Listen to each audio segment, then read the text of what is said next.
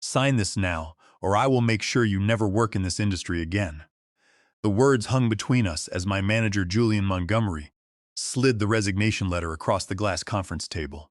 His knuckles whitened against the edge of the document, his fingers spreading like pale spiders across the polished surface. The conference room felt impossibly small, the walls drawing inward with each shallow breath I took. "I need this today, Sylvia." His voice dropped to a sinister whisper, so the employees passing by outside the glass walls could not hear. "Your performance has not met expectations. We both know this is for the best." 3 years of doubling department metrics flashed through my mind in an instant. The late nights spent hunched over glowing monitors, the canceled weekend plans, the innovative ideas he had shamelessly claimed as his own in executive meetings. And now, after I had dared to question those unusual transactions in the last quarterly reports, came this orchestrated ambush. I lifted the heavy silver pen, my vision tunneling to a pinpoint. The text of the resignation letter blurred before me, but one phrase remained crystal clear. Voluntary resignation. I glanced up at Julian's triumphant expression, then at the security guard lingering just outside the frosted door, and made my final decision. What Julian did not know was that I had been preparing for this exact moment for several agonizing weeks. I had documented every irregular request, every questionable directive, and every veiled threat. I had studied employment law and federal whistleblower protections until the early hours of the morning. I signed without a word of protest. But when Julian stepped away to answer a sudden phone call, I made one subtle but catastrophic alteration to the standard text. His greatest mistake was underestimating the profound power of a single word. Before I continue this recounting, I need you to understand a fundamental truth about power. Knowledge is the weapon that never jams. If you have ever felt completely powerless against someone who seemed utterly untouchable, stay with me, because what I am about to share is not merely a tale of revenge. It is a blueprint for reclaiming your power in a corporate world seemingly designed to make you surrender it. My name is Sylvia Desai, and until 3 months ago, I was the lead financial analyst at Vance Industries.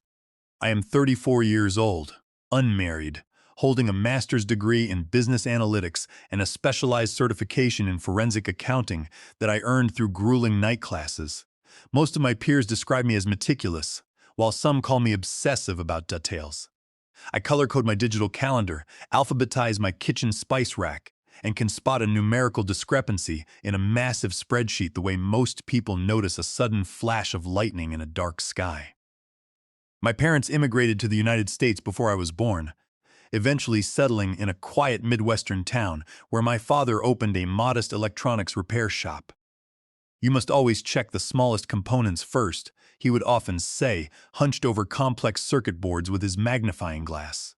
"The tiniest connection often causes the biggest and most catastrophic failures." This simple observation became my guiding life philosophy. Pay strict attention to the microscopic details that others lazily overlook. When I first joined Vance Industries 4 years ago, the company was expanding at a breakneck pace, opening shiny new offices across the entire country. The chief executive officer, Evelyn Vance, had a stellar reputation for fostering innovation and genuine inclusivity. The corporate slogan adorned every wall, email signature, and ceramic coffee mug. I believed in that vision, perhaps a little too naively. Julian Montgomery became my direct supervisor 2 years into my tenure at the firm. He had transferred from the prestigious West Coast office with glowing recommendations and an incredibly impressive resume. Tall, with prematurely silver hair and a deep voice that naturally commanded immediate attention, Julian moved through the corporate office like he owned the entire building. The executive team absolutely adored him, and the board of directors constantly praised his supposedly fresh perspectives. The problems began in a very subtle manner. First, my name mysteriously disappeared from project proposal credits. Then came the sudden exclusion from vital strategy meetings I had previously attended without issue. My financial reports required multiple unnecessary revisions for clarity, while my male colleagues, with similar or lesser findings, received immediate and enthusiastic approval. "You are just being paranoid," my colleague Oliver whispered to me one afternoon when I nervously mentioned the emerging pattern. Julian is just a very demanding boss. He acts like that with absolutely everyone. But I knew he did not. I started keeping meticulous notes in a private journal, dates, exact times, the names of witnesses, and verbatim phrases. I documented the exact moment when Julian praised Brody for the quarterly projection model that I had personally created from scratch. I recorded instances when he rudely interrupted my presentations, but gave others his unbroken, respectful attention. I even noted when he deliberately scheduled mandatory team lunches during my standing therapy appointment, despite my calendar clearly showing the personal conflict. Despite the mounting hostility, I continued to excel in my role. Our department's overall efficiency increased by 22% under my highly systematic approach to workflow management. I single-handedly created a predictive analysis software tool that saved the company millions of dollars in unnecessary procurement costs. I ensured that I stayed visible, highly valuable, and constantly vigilant. Then came the deeply troubling financial discrepancies. It all started with a strange anomaly in the third quarter financial reports. I noticed several massive transfers between departmental budgets that completely lacked the proper authorization codes. These were relatively small amounts on their own, easily overlooked by a casual observer, but they followed a distinct and worrying pattern. I spent an entire weekend cross-referencing past quarters and found similar irregularities dating exactly back to the month of Julian's arrival at the company. These transactions need a thorough explanation, I said calmly during our one-on-one meeting, sliding the highlighted printouts across his immaculate desk. The authorization chain is completely incomplete. Julian barely glanced at the papers before pushing them back toward me. Accounting already approved these transfers. You are overstepping your boundaries, Sylvia. But corporate accounting strictly requires director-level signatures for all interdepartmental transfers, I countered, maintaining my professional tone. These documents do not have them. His expression shifted drastically then, something terrifyingly cold replacing his usual dismissive smile. Drop it immediately. This is none of your concern. I did not drop it. Instead, I quietly created a highly secure encrypted folder on my personal drive and continued gathering damning evidence. The pattern rapidly expanded to include budget relocations, coinciding perfectly with his performance bonuses, vendor contracts featuring wildly inflated pricing tied to obscure subsidiaries, and expense reports riddled with consistent, unexplainable anomalies. I knew I was walking into a dangerous situation, but my father's voice echoed in my mind, urging me to trace the faulty connections to their ultimate source. The hostility directed at me escalated in precise, calculated increments. My annual performance review, which had previously noted that I exceeded all expectations, suddenly cited severe communication issues and an alleged failure to align with core team objectives. My critical project assignments were unceremoniously shifted to mundane administrative tasks. My urgent emails to other department heads went completely unanswered, as if I had become a ghost haunting the office corridors. He is actively building a case to terminate you, warned Clara from the legal department during a hushed after-work drink at a dimly lit bar. You need to be incredibly careful. Document absolutely everything. I assured her that I was already documenting everything, but her warning prompted me to intensify my efforts. I added late-evening research sessions, focused heavily on employment law, corporate whistleblower protections, and established legal precedents for constructive dismissal. I installed a discrete audio recording application on my smartphone. I carefully forwarded key emails to my personal account, ensuring I had a backup of every interaction. I even took photographs of crucial financial documents that had a strange tendency to mysteriously disappear from our shared network drives. The final, most blatant escalation occurred shortly after the executive quarterly review meeting. Evelyn Vance had publicly praised my procurement analysis, specifically asking me to present the detailed findings at the upcoming board meeting. This is exactly the kind of innovative thinking we desperately need, she had said, squeezing my shoulder warmly. Julian's facial expression had remained pleasantly neutral, but his eyes tracked my every movement like a starving predator throughout the remainder of the gathering. That very afternoon, My digital access to several critical financial databases was abruptly revoked, allegedly for routine security protocol updates. The following day, a department-wide email announced that Brody would handle the prestigious board presentation due to his supposed familiarity with the broader corporate context. When I bravely questioned this sudden decision, Julian immediately called me into his spacious corner office. "Your attitude has become highly problematic," he stated, his voice carefully modulated as he firmly closed the heavy wooden door behind me. "Several of your colleagues have expressed deep concerns about your collaborative abilities and overall team spirit." "Which colleagues, specifically?" I asked, maintaining steady eye contact. I would very much like to address their concerns directly and resolve any misunderstandings. "That is simply not appropriate," he replied smoothly. "This is a very disturbing pattern of behavior, Sylvia. First, you make completely unfounded accusations regarding normal financial irregularities.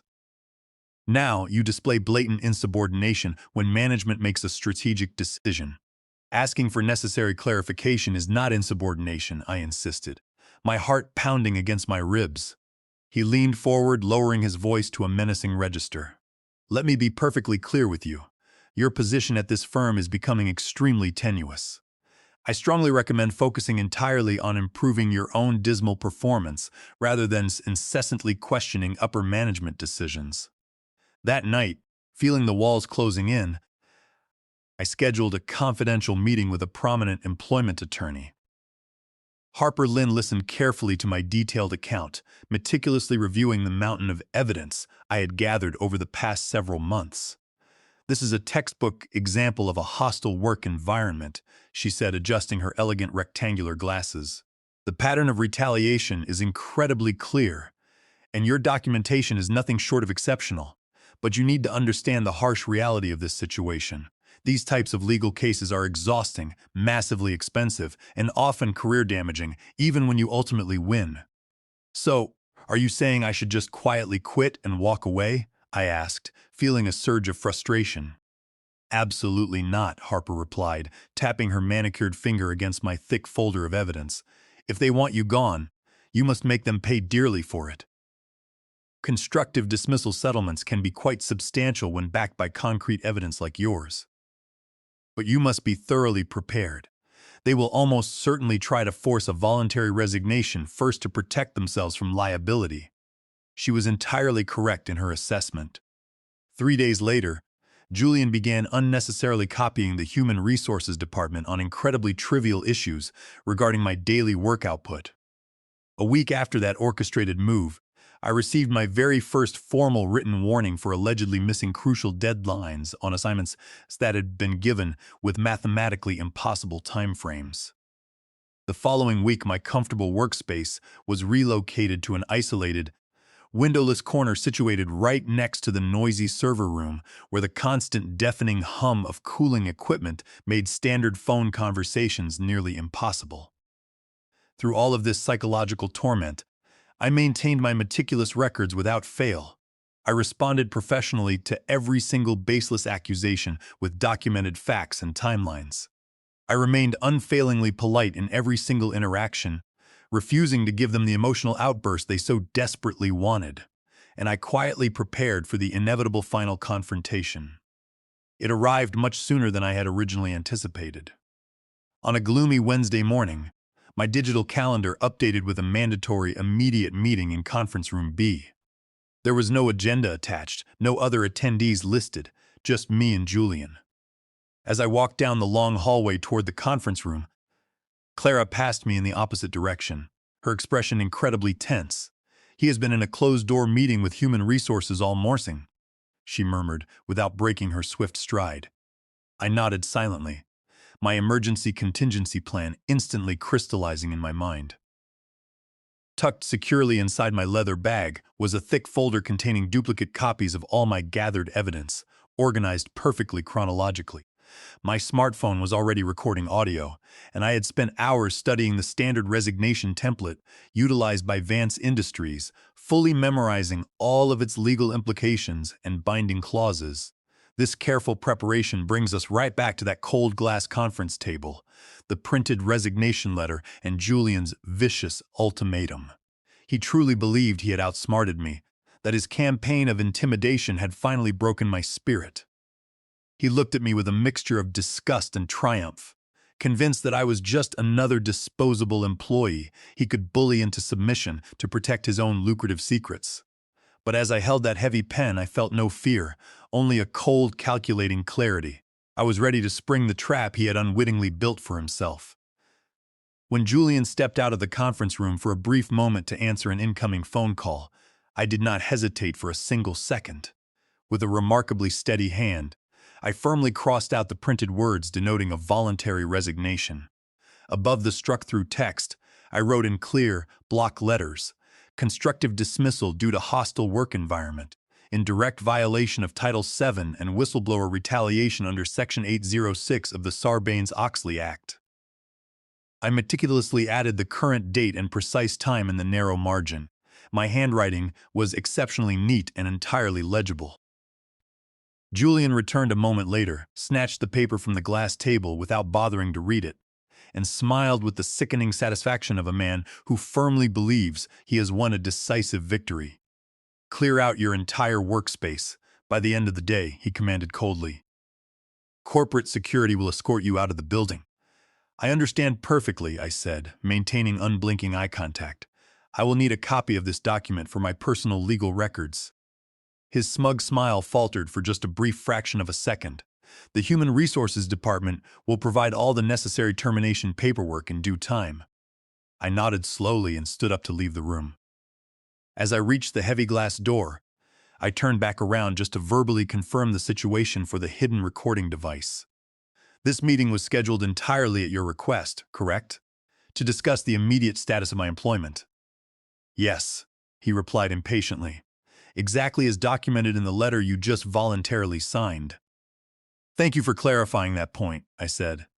I closed the heavy door behind me, my heart pounding fiercely against my ribs, but my mind remained perfectly clear and focused. I walked briskly to the ladies' restroom, locked myself in a stall, and took deep, measured breaths until my hands finally stopped trembling. Then, I pulled out my phone and called Harper Lynn. "It happened exactly as you predicted," I whispered into the receiver. "Did you manage to make the necessary legal amendment to the document?" she asked, her tone sharp and focused. "Yes," I replied. He was so arrogant he did not even bother to notice. "Excellent work, Sylvia. Send me everything we have right now.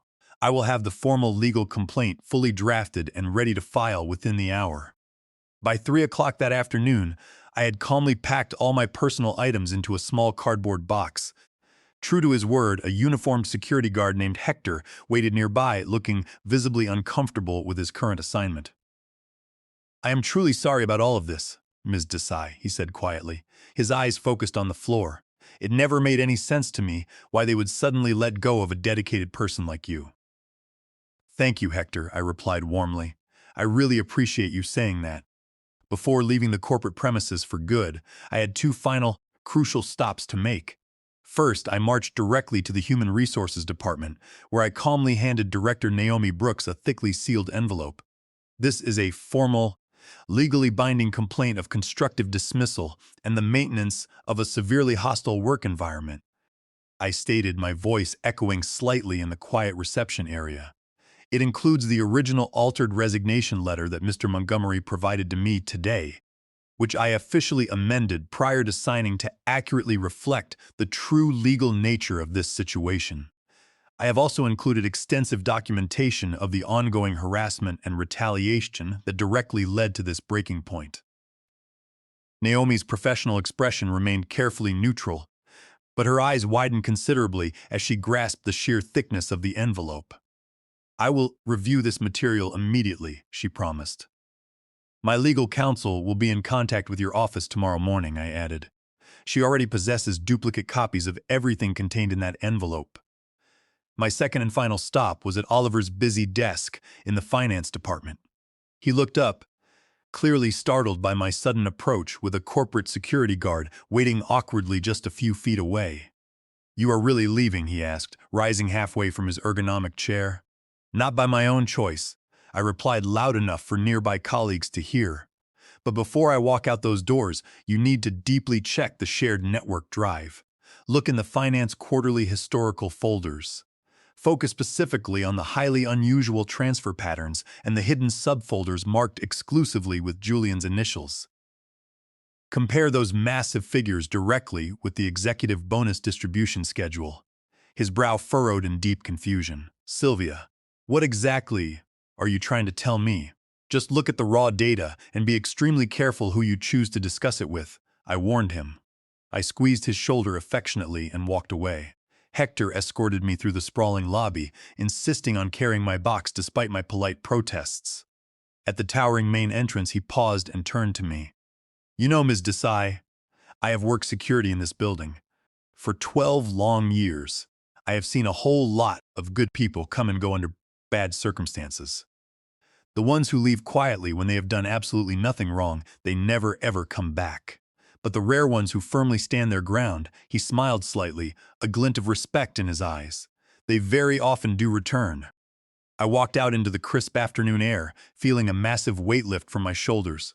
The trap was set, the evidence was secured, and the legal machinery was finally in motion. Julian thought he had eliminated a minor annoyance, but he had actually ignited a massive inferno that was about to consume his entire carefully constructed career. That evening, I found it impossible to sleep. Instead, I sat on my small apartment balcony, watching the vibrant city lights while continuously replaying the day's dramatic events in my mind. The air felt remarkably different somehow, noticeably lighter despite the immense legal uncertainty looming ahead. For the first time in many agonizing months, I breathed fully without the persistent, crushing tightness in my chest that had become so terribly familiar. I had almost stopped noticing it. My smartphone buzzed aggressively at exactly 7:13 the next morning. It was an unknown incoming number. Sylvia Desai speaking, I answered calmly. Ms. Desai, this is Naomi Brooks calling from Human Resources at Vance Industries. Her voice sounded incredibly strained, stripped of its usual corporate polish. We have thoroughly reviewed your submitted documentation, and we urgently need you to come in this morning for a high-level meeting with senior executive leadership. Am I to understand that I am actually still employed at Vance Industries then? I asked, allowing a hint of steel into my tone. A long, heavy pause followed. Your current employment status is considered highly complicated at present. The altered document you submitted creates a very serious legal situation that we simply must address immediately. I will be there at 9 o'clock sharp, bringing my attorney with me, I stated firmly. That really will not be necessary, she stammered. I will be there at 9 o'clock sharp with my attorney, I repeated, my voice dropping to a quiet but unyielding whisper. Or we can simply proceed directly to formal federal litigation. Another agonizing pause stretched over the line, 9 o'clock. The 14th floor executive conference room. I texted Harper Lynn immediately after disconnecting, and she agreed to meet me at a bustling coffee shop near the corporate office at 8:30. When I arrived, she was already seated, looking immaculate in a tailored charcoal suit, systematically spreading thick stacks of documents across a quiet corner table. They are completely panicking, she said without any standard preamble. I received 3 frantic calls from their legal department late last night, each one significantly more conciliatory than the last. Your meticulous documentation is truly exceptional. What exactly should I expect them to do? I asked, sipping my black coffee. They will desperately try to minimize the severity of the situation. They will likely offer substantial financial settlements loaded with strict confidentiality clauses. They will attempt to completely isolate Julian's bad behavior from the broader company's legal liability. She shuffled the heavy papers into a flawlessly precise stack. Our legal position is incredibly simple and unbending. The company actively enabled a hostile work environment through their own negligent oversight. We possess concrete evidence of both the severe workplace hostility and the massive financial improprieties you so carefully identified. And if they stubbornly refused to acknowledge these hard facts, Harper's smile was remarkably thin and terrifyingly precise. Then we proudly proceed with formal federal charges that will instantly trigger massive external financial audits and severe public disclosure requirements. It is entirely their choice to make. At exactly 8:57, we confidently walked through the soaring glass main entrance of Vance Industries. Hector was stationed at the front security desk, his bushy eyebrows rising in visible surprise as I purposefully approached.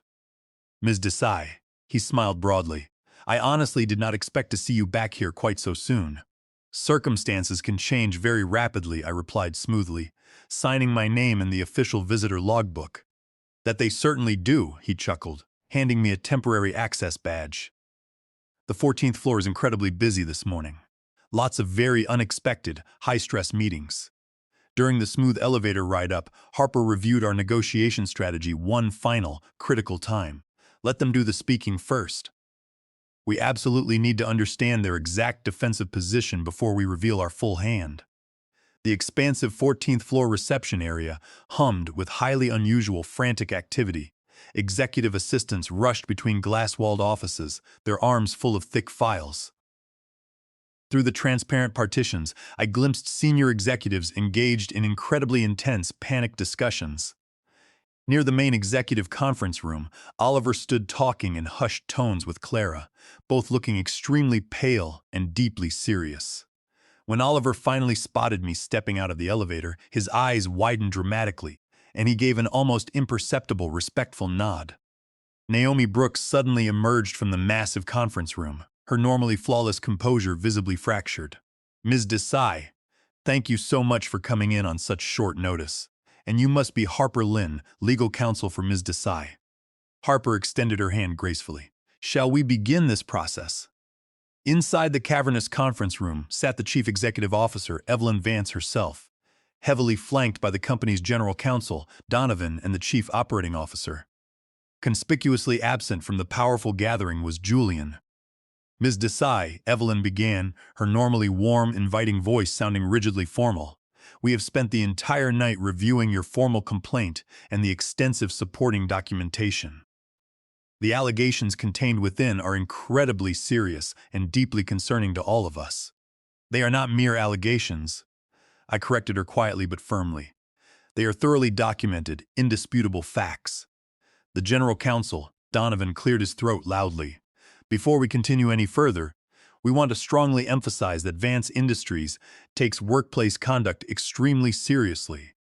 If there have indeed been violations of our corporate policies, we want to address them appropriately." "If," Harper echoed, her sharp tone making the single small word sound incredibly dangerous. Evelyn raised a manicured hand slightly to calm the rising tension. "We are absolutely not disputing Ms. Desai's reported experiences. We are merely trying to understand the full, comprehensive scope of this deeply troubling situation." "The full scope extends far beyond my individual client," Harper stated confidently.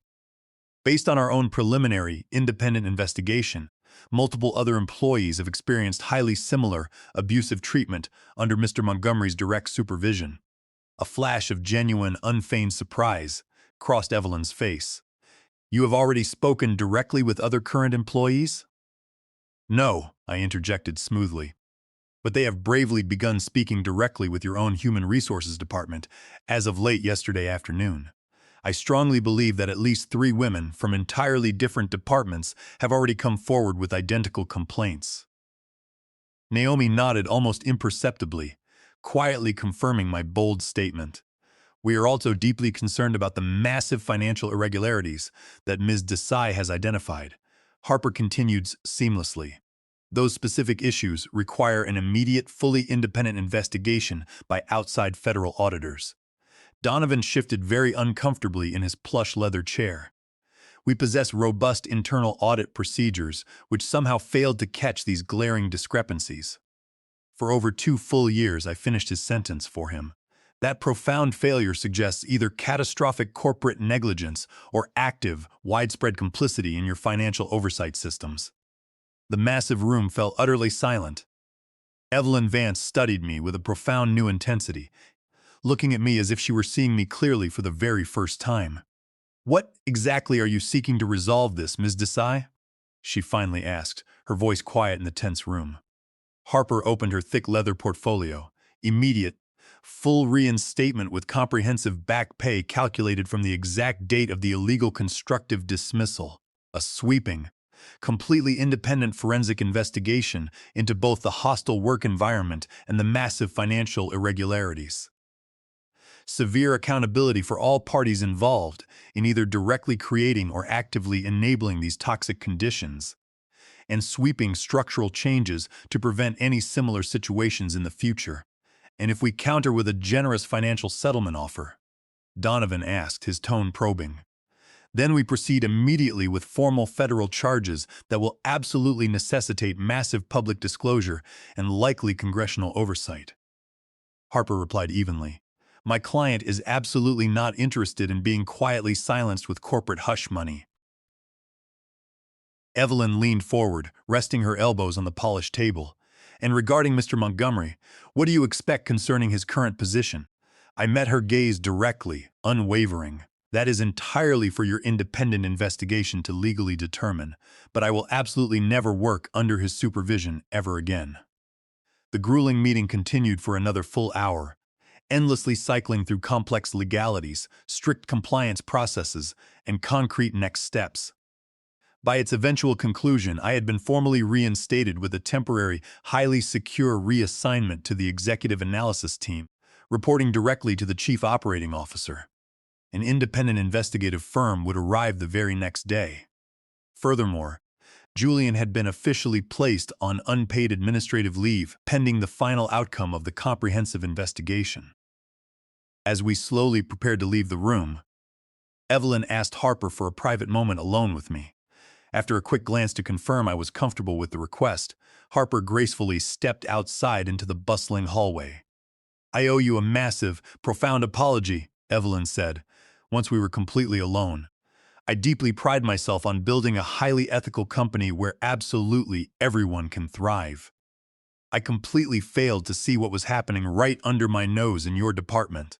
Strict corporate hierarchies can easily create massive blind spots, I replied thoughtfully, even for the most well-intentioned leaders. She nodded slowly, absorbing the truth of the statement. The financial discrepancies you identified so carefully, just how extensive do you honestly believe they are? Significant enough to artificially inflate multiple quarterly reports, I answered honestly. Systematic enough to suggest highly intentional, criminal manipulation and patterned in ways that perfectly correlate with executive bonus payout structures. Something incredibly hard and cold settled in her expression. I see. That significantly changes the fundamental nature of this entire situation. Yes, it certainly does, I agreed, standing up to leave. One final question, if I may. Was Julian properly informed of my sudden reinstatement? He was officially notified of his immediate administrative leave early this morning, she replied. He does not yet know the full disastrous circumstances. She paused, looking toward the window. He is expected to clear out his entire office tomorrow morning under strict security supervision. As I finally exited the tense conference room, Oliver was waiting nervously near the busy elevators. You magnificent, absolutely terrifying woman, he whispered in awe as I approached. The entire finance department is in complete chaotic upheaval. They have completely locked down every single server that Julian ever had access to previously. Did you finally look at those hidden folders? I asked. He nodded vigorously. I did, and I made secure backup copies right before formally reporting it to the legal department. The fraudulent patterns were mathematically impossible to miss once you actually knew where to look. He hesitated, looking ashamed. I really should have listened to you when you first raised those serious concerns. I am so incredibly sorry. What truly matters is that you bravely looked eventually, I told him. Truth desperately requires willing witnesses in order to have any real power. The following week unfolded with dizzying, chaotic speed. The independent forensic investigators quickly established a secure temporary command center on the 12th floor, exhaustively interviewing dozens of anxious employees.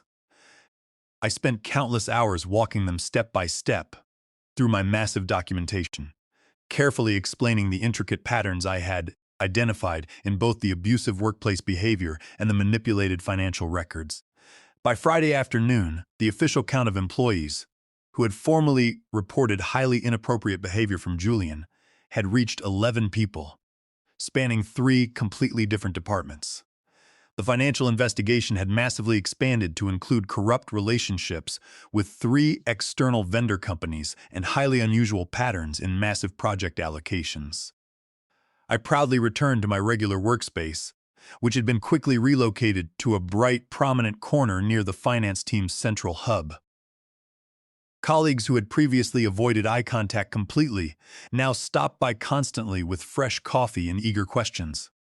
Some deeply apologized for their cowardly silence. Others bravely shared stories of their own uncomfortable experiences. The atmosphere throughout the entire office had fundamentally shifted. The toxic tension was finally releasing.